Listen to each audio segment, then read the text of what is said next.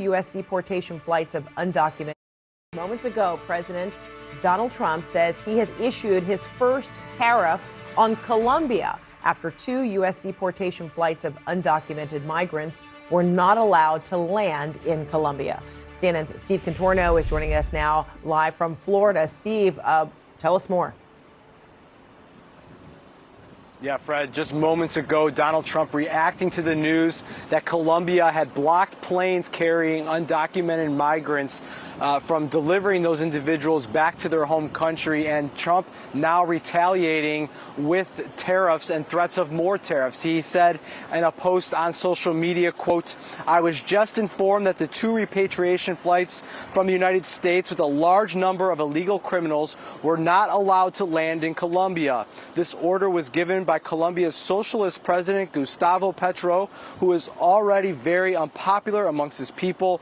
Petro's denial of these flights has jeopardized the national security and public safety of the United States." So he has then goes on to say that he is taking some action against the Colombian government, including a 25% tariff on goods coming from Colombia immediately, and he's threatening to raise that to up to 50% next week. He also is calling for a travel ban and immediate visa revocations on the Colombian government officials and sanctions on party members and family members that support the Colombian government. So, Fred, this is an early example of how Donald Trump's immigration crackdown is already colliding with his foreign policy and trade proposals, and the first of maybe more to come, Fred. And then, Steve, how immediate are we talking?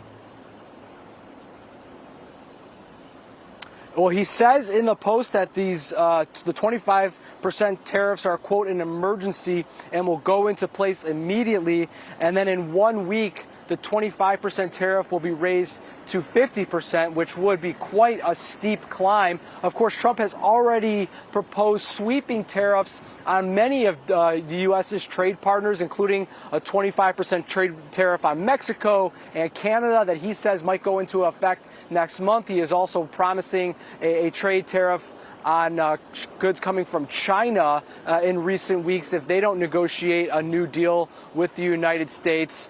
So clearly this has been top of mind for Donald Trump for more than a year. He has said he will use tariffs to get the international players to act in the best interest of the United States and to raise revenue for the country. And we are starting to see him use them as a sort of stick to try to get countries to do the U.S.'s bidding.